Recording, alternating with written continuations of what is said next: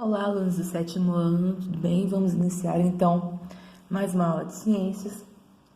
Na outra aula nós começamos então a falar sobre o reino plantae, né? Nós vimos que as plantas elas se dividem conforme sua complexidade, quantidade de estruturas.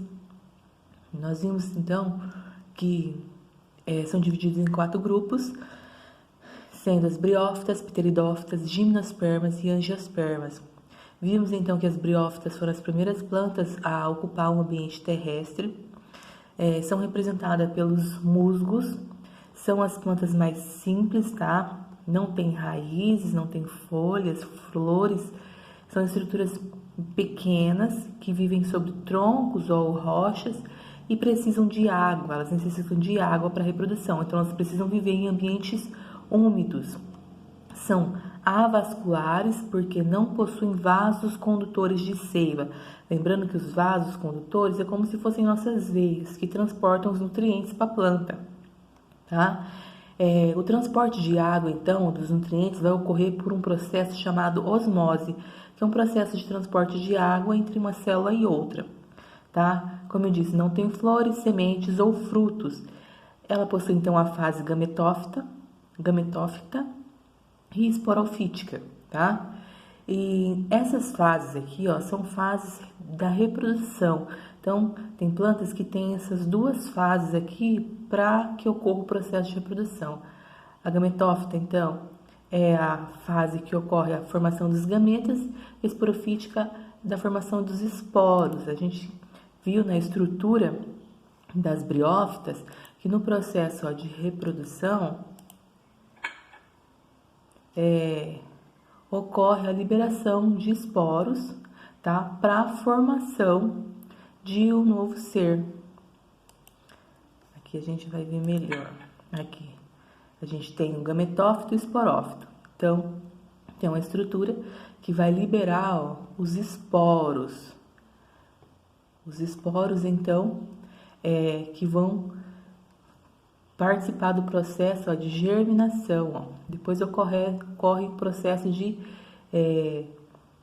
formação de gametas, ó, por mitose. E é formado, então, um novo ser. Tá? Esse é o ciclo das briófitas. Então, a gente tem as briófitas, as primeiras plantas. Um representante, musgo, precisam de quê? De água para viver. São avasculares, não tem vasos condutores, ok? Depois, as plantas evoluíram um pouco mais e formaram então os grupos das pteridófitas. As pteridófitas, elas são vasculares, tá? Então as briófitas não têm vasos condutores, as pteridófitas elas já vão ter, tá? Um representante, samambaia, tá? Elas então são traqueófitas porque são plantas vasculares, possuem vasos condutores de seiva. Esses vasos, tem os vasos do xilema e os vasos do floema. Só que ela ainda não vai ter flor, semente ou fruto. E também tem alternância na fase de reprodução. Tem uma fase esporofítica e outra gametófita, tá? Aqui a gente tem, ó, relembrando a estrutura de uma planta pteridófita, nós temos aqui a folha, cada partinha dessa aqui é um folíolo. Nesse folíolo a gente vai ter os soros, que são essas estruturas que estão atrás da folha. Nesses soros, eles são formados por esporos, que são pequenas estruturas. Esses esporos são liberados, então, no ambiente, tá? Para a formação de novas pteridófitas, tá? Essa aqui é a fase gametófita, também que tem a formação de gametas, tá? Então, a gente tem aqui a representação de como seria a reprodução de um pteridófito. Então, a gente tem a planta, nessa planta, nos folíolos, nós vamos ter os soros. Nesses soros são formados por pequenas estruturas chamadas esporos ou esporângios, ó, que são liberados no ambiente. Esses esporos, então, ocorre a partir deles a germinação, que forma o gametófito, tá? E a partir daí ocorre a fecundação até formar uma nova planta. Então, de novo, as briófitas são plantas que não têm vasos condutores, precisam da água. Exemplo, musgo. As pteridófitas já são plantas que têm vasos condutores, que são as samambaias, tá? Depois nós temos as gimnospermas. As gimnospermas já são plantas bem mais complexas, tá? Representante, por exemplo, os pinheiros. A gente tem que pensar no tamanho, na quantidade de estruturas, tá? Trata-se do primeiro grupo de plantas na história evolutiva da Terra a conquistar definitivamente o meio terrestre, porque as briófitas e as pteridófitas, elas ainda dependem muito da água. As briófitas ainda mais. As gimnospermas, elas já não dependem da água. Por quê? Elas têm aqui um processo chamado de polinização. Então, a polinização ocorre a partir das gimnospermas.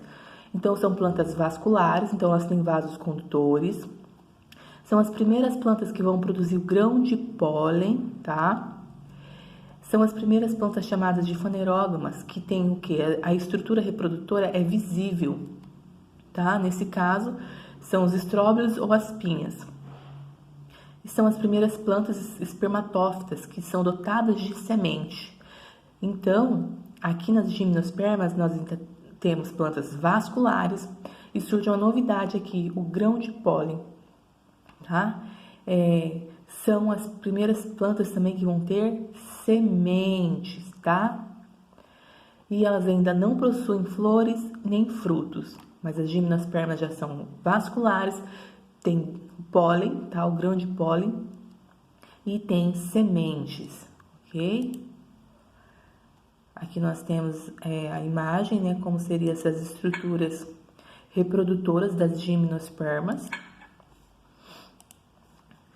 Nós vimos que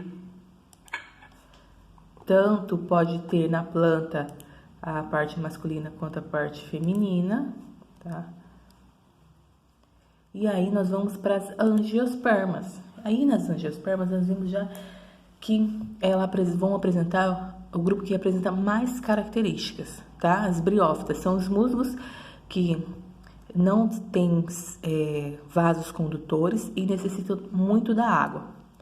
As pteridófitas são as plantas que ainda dependem da água para se reproduzir, mas já possuem vasos condutores. As gimnospermas são as plantas que possuem vasos condutores, possuem sementes e têm pólen, tá? Por exemplo, os pinheiros. E as pteridófitas, um exemplo, são as samambaias. E o último grupo são das angiospermas, que é o grupo que tem maior quantidade de espécies registradas que vivem em diversos ambientes, tanto terrestres quanto aquáticos, tá? E elas têm as sementes protegidas por um fruto e também têm flores. Então, são plantas vasculares, têm vasos condutores. São plantas espermatófitas, são plantas que têm sementes. A flor é a estrutura reprodutora visível. Possui grão de pólen, tubo polínico. Tem frutos que protegem as sementes, tá? Então, são as plantas mais complexas. Tem vasos condutores, tem sementes, a estrutura reprodutora é visível, que é a flor, tem grão de pólen com tubo polínico e tem frutos. Então, tem flor, semente, fruto e vasos condutores. Essas são as características das angiospermas. E aí, nós vamos voltar lá para o livro para nós continuarmos aqui falando sobre as angiospermas, tá? Nós vamos falar sobre os órgãos vegetativos. Então, nós sabemos que as plantas, principalmente as angiospermas, elas têm várias estruturas. Essas estruturas são os órgãos dessa planta. E esses órgãos são chamados de órgãos vegetativos, tá? Então, os diversos órgãos das angiospermas, assim como os presentes nos demais vegetais, são responsáveis por mantê-las vivas, nutridas e hidratadas. Os órgãos vegetativos correspondem à raiz, caule e às folhas. A gente viu, por exemplo, que as briófitas, elas não têm caule, tá? Nem raiz.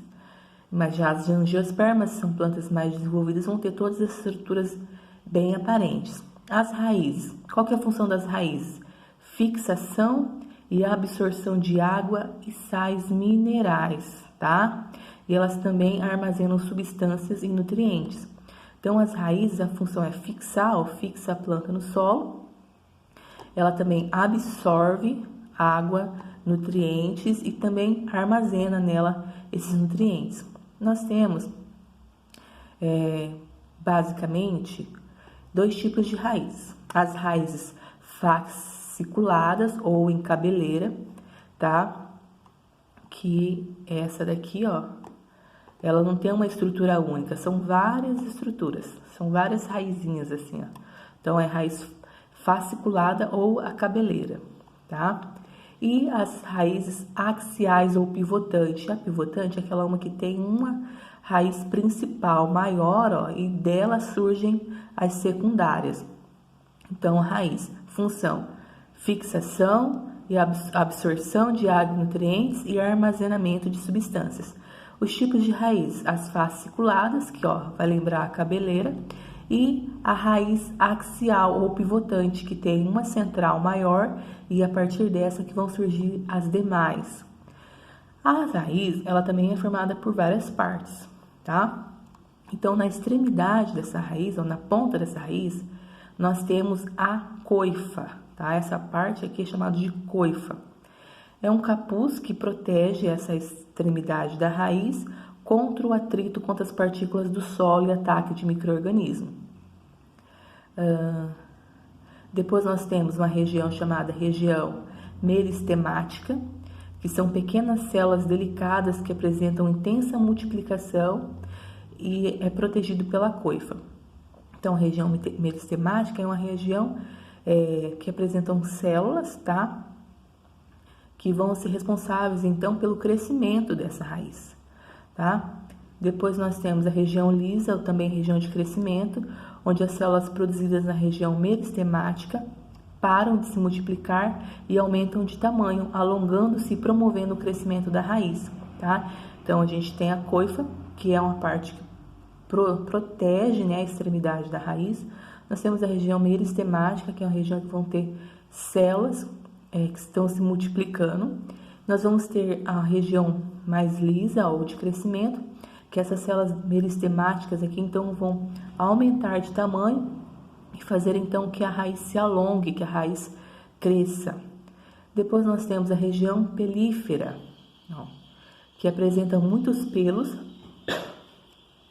absorventes. Então, esses pelos aqui são para quê? Para absorver águas e sais minerais. E depois nós temos a região de ramificação, onde ocorre a ramificação da raiz, originando raízes laterais que possuem as mesmas partes da raiz original, tá? Então, toda essa região aqui é região de ramificação, onde vão surgir, então, outros ramos de raízes. Então, essas são as partes que formam a raiz. Lembrando novamente que a função da raiz é fixação, absorção de nutrientes, água e também de armazenar substâncias e nutrientes. A gente tem vários tipos de raízes, tá? A maioria são terrestres e subterrâneas, mas também tem a raízes aquáticas e aéreas, tá? Que ficam então acima do solo. Esses órgãos sofreram modificações para se adaptar a situações diferentes, tá? Além disso, essa raiz serve de alimento, como as cenouras, que são chamadas de tuberosas.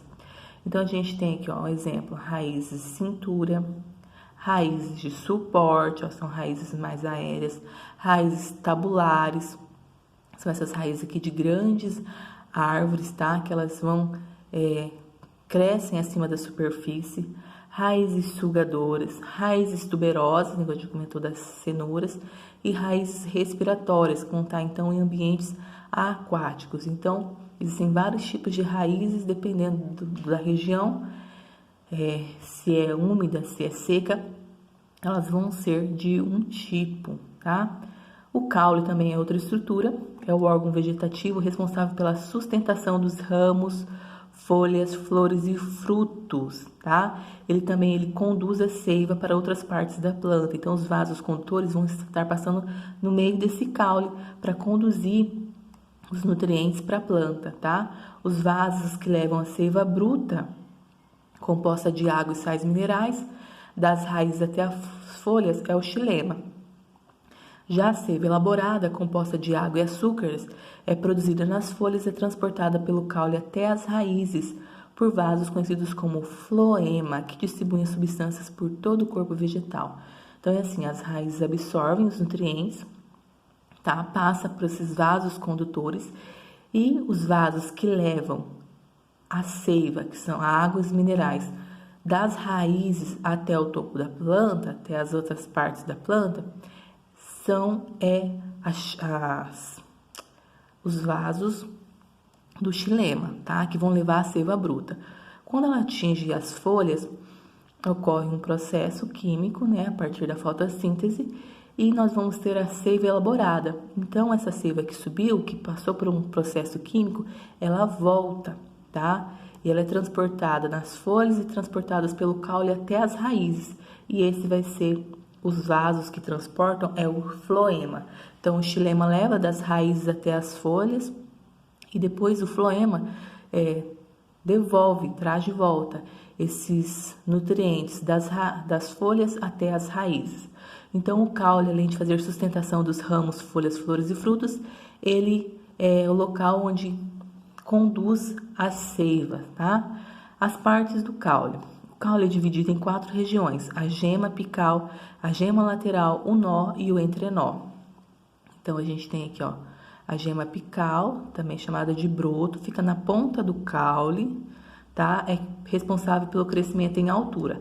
A partir daqui, a planta vai crescer, tá? Em altura. A gema lateral, tá? Também conhecidos como os brotos, responsável aqui para formar os ramos. Então, vai formar os ramos e as flores.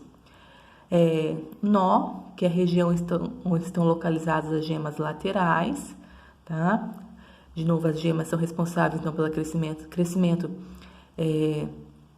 de folhas, ó, ramos, e o entrenó, os entrenós, que são espaços entre nós consecutivos. Então, essa é a estrutura do caule. Existem também vários tipos de caule, tá? Também pode ser aéreos, subterrâneos e aquáticos. A gente tem caule tipo colmo, tá? Igual do bambu, haste, caules aquáticos, rastejantes, rizoma, tronco, tá? Então, a gente está falando de tronco quando a gente tem as árvores, quando se trata de madeira. Coqueiros, por exemplo, não tem tronco, é o caule tipo estipe. Os tubérculos e bulbo, igual da cebola, todos são tipos de caule. O caule pode sofrer modificações também, apresentando estruturas diferentes, tá? De acordo com o ambiente, se ele precisar se adaptar ou crescer, tá? Pode apresentar estruturas como os cladódios, gavinhas, os espinhos e os acúlios. Então, a gente tem aqui os cladódios, ó, por exemplo, em cactos, os espinhos, a gavinha, que é essa estrutura aqui, tá? E os acúlios, ok? Os espinhos nós vamos encontrar, por exemplo, em plantas como limão, tá? E os acúlios em laranjeiras ou em rosas, tá? A diferença de espinhos para os acúlios é que o espinho, se você tentar quebrar ele não se destaca sozinho, você tem que arrancar um pedaço desse caule. O acúlio não, se você pegar e puxar esse acúlio para o lado, por exemplo, ele vai sair, tá? Então, o acúlio, ele é destacável, ele sai. O espinho, não, tá? Essa é a diferença do espinho para o acúlio. Então, o espinho, por exemplo, a gente vai ter num pé de limão e o acúlio a gente vai ter em rosas, tá? Nós temos as folhas também, são estruturas também que fazem parte da planta, dos órgãos vegetativos. Vão variar, então, em formato e tamanho, tá? Dependendo também da região. Também variam também, às vezes, em coloração. Então, sua forma garante uma grande superfície para receber a luz. E como há nessa parte do vegetal muita clorofila nas células, elas são capazes, então, de realizar a fotossíntese necessária para a vida da planta. Em sua superfície, as folhas apresentam uma substância impermeável chamada cutina, que as protege e ajuda a diminuir a perda de água pela evaporação. Possuem também milhares de pequenos conjuntos de células, onde ocorrem trocas gasosas com o ambiente e a transpiração, que são os estômatos, tá? Então, nas folhas a gente encontra os estômatos, que são responsáveis por trocas gasosas com o ambiente e pela transpiração. eles abrem, ó, e fecham, regulando então esses processos, regulando se precisa transpirar mais ou menos e precisa trocar gases, ok? Então, os estômatos estão contidos na folha. As funções da folha, então, fotossíntese, tá? Os vegetais são autotróficos, como a gente sabe. Na folha, então, a gente vai encontrar a clorofila. Ela vai absorver a energia luminosa do sol, juntamente com gás carbônico, que é absorvido pelos estômatos, que são essas estruturas aqui, tá? E a água, que é transportada pelos vasos condutores da seiva, e vão ocorrer então uma reação química, que é a fotossíntese, que vai produzir glicose e o gás oxigênio, tá? A glicose é o alimento que a planta necessita e vai ser distribuído para todas as partes pelos vasos condutores da seiva, chamados de floema. Já o gás oxigênio, ele vai ser liberado pelos estômatos. A planta, então, ocorre o processo de respiração. Na respiração ocorre o processo inverso da fotossíntese. O gás oxigênio entra na planta pelos estômatos, reage com a glicose e libera a energia necessária para a planta viver e crescer, tá? A planta também faz outro processo, que é o processo de transpiração, que é a eliminação da água na forma de vapor para o ambiente. Ocorre principalmente por meio dos estômatos das folhas e é uma função importante para a vida do vegetal, tá? Ele auxilia no controle da temperatura, colaborando com o transporte da seiva bruta para as folhas pelo xilema. As partes da folha. Então, na folha a gente tem o limbo, tá? Então, essa região aqui com formato semelhante a uma lâmina, é onde vão estar os estômatos. O pecíolo, que é essa partezinha aqui, ó, que prende a folha ao caule. E a bainha, que é a dilatação no pecíolo, que melhora a fixação da folha ao caule. Então, são essas as partes da folha. As folhas, elas podem se modificar também, tá? Desempenhar outras funções, como as brácteas, as folhas insetívoras e os espinhos.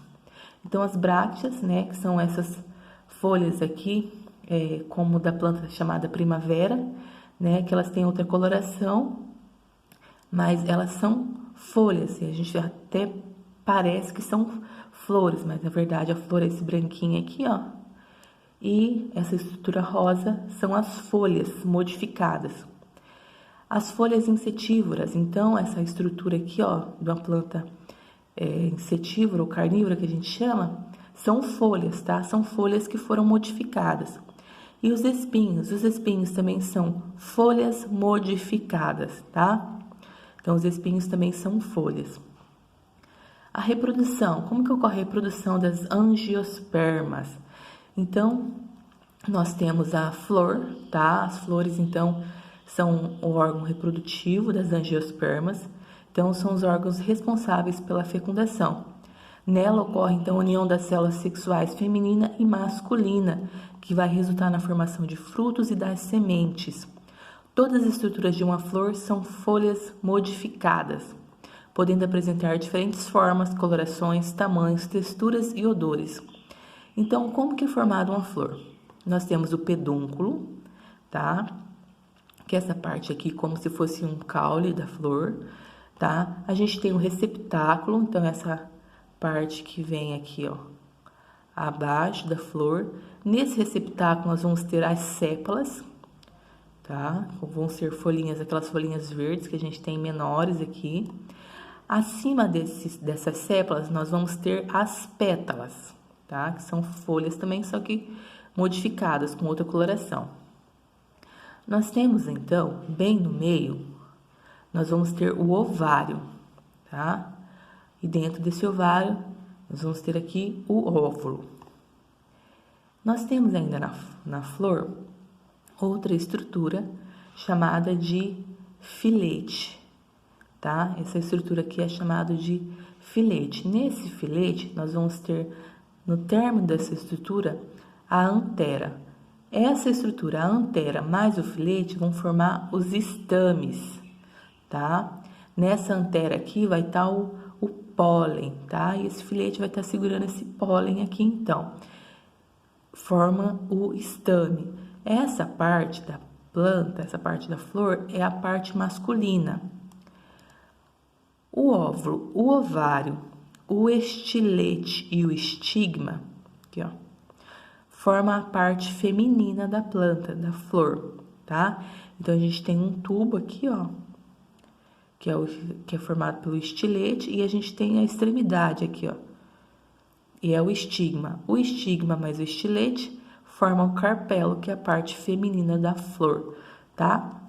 Então, o pedúnculo, a haste que prende a flor ao ramo, receptáculo, tá? Onde as estruturas da flor se prendem, a sépala, geralmente tem a coloração verde, tá? O conjunto de sépala forma o cálice, que protege as estruturas da flor contra animais herbívoros, parasitas e perda de umidade. As pétalas, tá? Elas têm a função de atrair agentes polinizadores pela coloração. O conjunto dessas pétalas juntas forma a corola. Estame é uma estrutura masculina da flor, então seu conjunto forma o androceu, constituído de antera e filete, tá? Então, antera e filete é a parte masculina da planta. Forma estame, tá? E também é chamado de androceu. O carpelo, que tem o estigma e o estilete, ó, forma o gineceu, tá? Que é a parte feminina da planta, tá? Há flores que possuem tanto o androceu como o gineceu, sendo consideradas hermafroditas, tá? Então, as plantas que vão ter na mesma flor a parte feminina e a parte masculina são plantas hermafroditas.